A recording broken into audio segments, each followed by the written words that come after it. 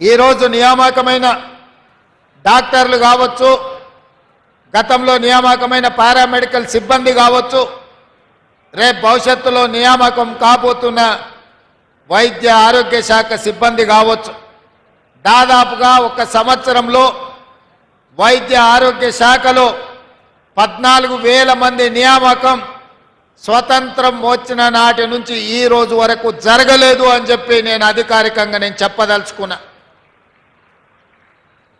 సంవత్సరం తిరిగే లోపల 14,000 నియామకాలు జరిగిన చరిత్ర ఏ రోజు కూడా లేదు. ఈ రోజు ఇంత అద్భుతంగా ఈ శాఖలో నిర్ణయాలు తీసుకున్నామంటే మీ శాఖ మంత్రివర్యులు పెద్దలు దామోదర్ రాజ నరసింహ గారు నేను చెప్పినట్టుగా బై ఎడ్యుకేషన్ వారి ఇంజనీరు, బై నేచర్ వారి డాక్టర్ కాబట్టి మీ సమస్యల్ని అవగాహన చేసుకొని నా దగ్గరకు వచ్చి ముఖ్యమంత్రిగా మీరు నిర్ణయాలు చేయాల్సిందే, నాకు సంతకాలు పెట్టాల్సిందే. వైద్య ఆరోగ్య శాఖ బలోపేతమైనప్పుడే తెలంగాణ ఆరోగ్యవంతమైన తెలంగాణగా ఉంటుంది. ఈ తెలంగాణ రాష్ట్రాన్ని ఆరోగ్య తెలంగాణగా మార్చడానికి మీరు అన్ని అనుమతులు ఇవ్వాల్సిందే అని చెప్పి వారు ఎంబడిబడి పనులన్నిటిని కూడా ప్రభుత్వం నుంచి సాధించుకున్నారు. అక్కడ ఆర్థిక శాఖ అనుమతులు, ఇక్కడ ముఖ్యమంత్రి కార్యాలయ అనుమతులు తీసుకొని మీ కాలేజీలు కానీ గత ప్రభుత్వం జీవోల ద్వారా 8 మెడికల్ కాలేజీలను ఇచ్చి ఎలాంటి వసతులు ఏర్పాటు చేయకపోవడం వల్ల కేంద్ర ప్రభుత్వం డాక్టర్ల అడ్మిషన్లు చేయడానికి అభ్యంతరాలు పెడితే వారు ప్రత్యేకమైన శ్రద్ధ కనపరిచి కేంద్ర ప్రభుత్వంతో మాట్లాడి తన వైద్య శాఖలో ఉన్న అధికారులను అందరినీ కూడా సమన్వయం చేసుకొని ఈరోజు ఆ కాలేజీల అన్నిట్లలో అడ్మిషన్లు సాధించడం ద్వారా దేశంలోనే అత్యధికంగా డాక్టర్లను అందించే రాష్ట్రంగా తెలంగాణని తీర్చిదిద్దాలని వారు చేస్తున్న కృషిని ఈరోజు మీరందరూ చప్పట్ల ద్వారా వారిని అభినందించాల్సిన అవసరం ఉన్నది.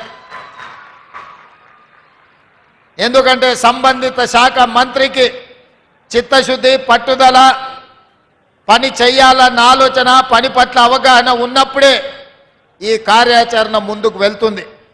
ఆ మంత్రి గారికి చిత్తశుద్ధి లోపించినా, అవగాహన లేకపోయినా తీసుకుంటున్న నిర్ణయాలు లోపభూయిష్టంగా ఉండే అవకాశం ఉంది.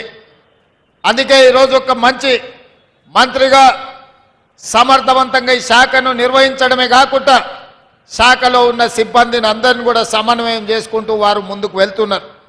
అందుకే ఈ వేదిక మీద నుంచి మీకు అందరికీ తెలుసు, 60 సంవత్సరాల ఆకాంక్ష, లక్షలాది మంది నిరుద్యోగ యువకులు ఉద్యమకారులుగా మారి వందలాది మంది ఆత్మ బలిదానాలు చేసుకొని తెలంగాణ రాష్ట్రాన్ని సాధించినాం. తెలంగాణ ఉద్యమంలో ప్రధానంగా ఆనాడు తెలంగాణ యువత నినదించింది తమ ఉద్యోగ నియామకాల కోసం. రాష్ట్రంలో ఖాళీలుగా ఉన్న ఉద్యోగ నియామకాలు, ఉమ్మడి రాష్ట్రంలో తెలంగాణకు అన్యాయం జరుగుతుందని చెప్పి తెలంగాణ యువత మొత్తం లక్షలాదిగా రోడ్ల మీదకి వచ్చి ఉద్యమ బాట పట్టి తెలంగాణ రాష్ట్రాన్ని సాధించుకున్నారు. మేమందరం ఆశించినాం, గత ప్రభుత్వం అధికారులకు వచ్చిన తర్వాత రాష్ట్ర ప్రభుత్వంలో ఉన్న అన్ని ఖాళీలను శాఖల వారీగా సమీక్షించి అన్ని శాఖలలో ప్రభుత్వ ఉద్యోగ ఖాళీలను భర్తీ చేస్తారని. కానీ 10 సంవత్సరాలల్లా భర్తీ చేయకపోను నోటిఫికేషన్లు ఇస్తే ప్రశ్నాపత్రాలు జిరాక్స్ సెంటర్లలో అమ్ముకునే పరిస్థితి. అది గ్రూప్ 1 కావచ్చు, గ్రూప్ 2 కావచ్చు, గ్రూప్ 3 కావచ్చు, గ్రూప్ 4 కావచ్చు, లేకపోతే టీచర్ల నియామకాలు కావచ్చు, పోలీస్ సిబ్బంది నియామకాలు కావచ్చు, పారామెడికల్ సిబ్బంది నియామకాలు కావచ్చు. ఏ రోజు కూడా ప్రభుత్వం చిత్తశుద్ధితో ఏకాగ్రతతో ఈ నియామకాలను చేపట్టన్న ఆలోచన ఆనాడు చెయ్యలేదు. అందుకే వేలాది ఖాళీలు అట్లే ఉంటే ఆనాడు నేను ఒక మాట చెప్పిన, 10 సంవత్సరాలు ఓపిక పట్టిండ్రు, 2 సార్లు అవకాశం ఇచ్చిండ్రు. వారికి చిత్తశుద్ధి లేదు, ఈ ఖాళీలను భర్తీ చెయ్యరు. అందుకే కుర్చీలలో కూర్చున్న వాళ్ళను, వాళ్ళ ఉద్యోగాలను ఖాళీ చేయిస్తే వాళ్ళ ఉద్యోగాలు ఊడగొడితే మీ ఉద్యోగాలు వస్తాయని ఆనాడు నేను చెప్పడం జరిగింది. ఆ మాటను నమ్మి విశ్వసించి ఆ కుటుంబంలో ఉన్న వాళ్ళను ఉద్యోగాల నుంచి మీరు బర్తరఫ్ చేసినందుకు, మీరు ఉద్యోగాల నుంచి వాళ్ళని రిమూవల్ ఆర్డర్ ఇచ్చినందుకు ఎంబడే వచ్చిన కొద్ది రోజుల్లోనే మీ ఉద్యోగ నియామక పత్రాలు మీ చేతికి వచ్చినాయి. ఈ రోజు ఈ వేదిక మీద నుంచి అధికారికంగా ఈ రోజు నేను మీ ముందు గర్వంగా నేను చెప్పదలుచుకున్నా.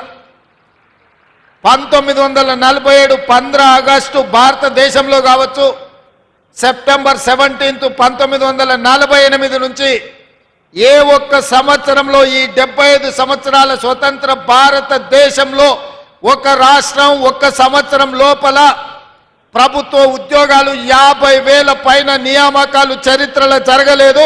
మొదటిసారి తెలంగాణ రాష్ట్రంలో మన ప్రభుత్వం ప్రజాప్రభుత్వం ప్రభుత్వ ఉద్యోగాలు 50,000 పైగా నియామకాలను చేపట్టి ఈ దేశ చరిత్రలోనే ఒక గొప్ప చరిత్రను నెలకొల్పడం జరిగింది.